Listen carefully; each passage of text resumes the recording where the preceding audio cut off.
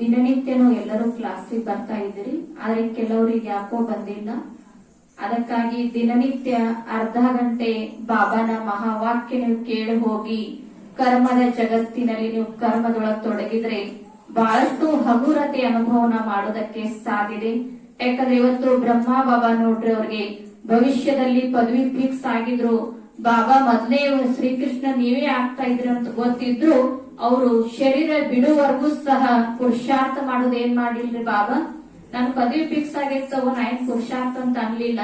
ಅವರು ಶರೀರ ಬಿಡುವವರೆಗೂ ಸಹ ಗೊತ್ತಾದ್ರೂ ಬಾಬಾ ಕೊನೆಗೆ ಬಾಬಾನ ಮುರಳಿ ಓದಿ ಎಲ್ಲರಿಗೂ ಟೋಲಿಯನ್ನು ಕೊಟ್ಟು ಅವರು ತಮ್ಮ ಶರೀರವನ್ನು ತ್ಯಾಗ ಮಾಡಿ ಹೋಗಿದ್ದಾರೆ. ಅಂದ್ರೆ ಅವರೊಂದು ಪ್ರೇರಣೆಯನ್ನು ತಗೊಳ್ತಾ ಇಂದು ನಾವು ಸಂಕಲ್ಪ ಮಾಡಿ ದಿನನಿತ್ಯ ಬಾಬಾನ ಮಹಾವಾಕ್ಯ ತಾವು ಕೇಳುವಂತ ಪ್ರಯತ್ನ ಎಲ್ಲರೂ ಮಾಡ್ರಿ. ತಮಗಾಗಿ ಬೆಳಗ್ಗೆನೂ 7ರಿಂದ 8 ಗಂಟೆ, ಸಾಯಂಕಾಲ 6:30ರಿಂದ 7:30 ಮೇಲ್ಗಡೆ ಮಾಡಲಾಗ್ತದೆ.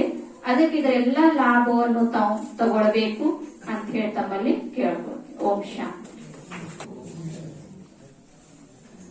ಇವತ್ತಿನ ದಿನ ಬ್ರಹ್ಮ ಬಾಬಾರವರ ಸ್ಮೃತಿ ದಿನ ಇದೆ. ನಾವೆಲ್ಲ ಬ್ರಾಹ್ಮಣರಿಗೂ ಸ್ಮೃತಿ ದಿನ ಅಂತಂದ್ರೆ ಸಮರ್ಥಿ ದಿನ ಅಂತ ಹೇಳಲಾಗ್ತದೆ. ಹೇಗೆ ಲೌಕಿಕದಲ್ಲಿ ಯಾರಾದ್ರೂ ಶರೀರ ಬಿಟ್ರು ಅಂದ್ರೆ ವರ್ಷನೂ ಪುಣ್ಯತಿಥಿ ಅಂತ ಹೇಳಿ ಮಾಡ್ತಾರೆ. ಆ ಪುಣ್ಯತಿಥಿಯನ್ನ ಮಾಡ್ಬೇಕಂದ್ರೆ ದುಃಖ ಪಡ್ತಾರೆ, ದುಃಖದ ಅನುಭವ ಮಾಡ್ತಾರೆ, ಅವ್ರನ್ನ ನಾವು ಕಳ್ಕೊಂಡ್ವಿ ಅಂತ ಹೇಳಿ. ಆದ್ರೆ ಇಲ್ಲಿ ಬಾಬಾ ನಮ್ಗೆ ಜ್ಞಾನ ಕೊಟ್ಟು ಈ ರೀತಿ ಹೇಳಿದ್ರು. ಆ ಒಂದು ಈ ಅಲೌಕಿಕದಲ್ಲಿ ನಾವು ಸ್ಮೃತಿ ದಿನ ಅಂತ ಕರಿತೀವಿ. ಸ್ಮೃತಿ ದಿನ ಅಂದ್ರೆ ತಮ್ಮನ್ನ ತಾವು ಸಂಪೂರ್ಣ ಕರ್ಮಾತೀತ ಅವಸ್ಥೆನ ಪಡ್ಕೊಂಡಂತ ದಿನ.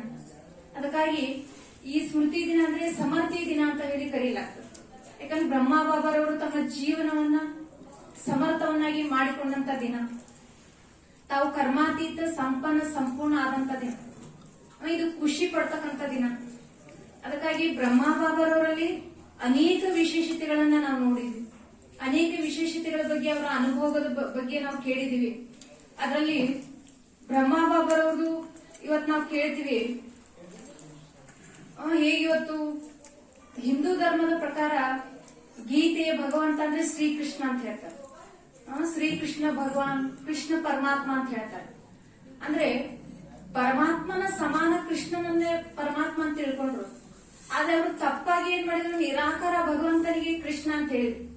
ಆದ್ರೆ ಅದರ ಅರ್ಥವನ್ನ ನಾವು ತಿಳ್ಕೊಂಡಾಗ ಅನಿಸ್ತದೆ, ಬ್ರಹ್ಮ ಬಾಬಾರವರು ಶಿವ ಬಾಬನ್ ಸಮಾನ ಏನಾದ್ರು ಜ್ಞಾನದಲ್ಲಿ, ಗುಣಗಳಲ್ಲಿ ಮತ್ತೆ ಶಕ್ತಿಗಳಲ್ಲಿ ಅವರು ಸರಿ ಸಮಾನಾಗಿ ಅವರ ಶಕ್ತಿಗಳನ್ನ ತಮ್ಮಲ್ಲಿ ತುಂಬಿಕೊಂಡ್ರು. ಅನೇಕ ಆತ್ಮಗಳಿಗೂ ಕೂಡ ಶಕ್ತಿಗಳನ್ನ, ಗುಣಗಳನ್ನ ತುಂಬಿದ್ರು.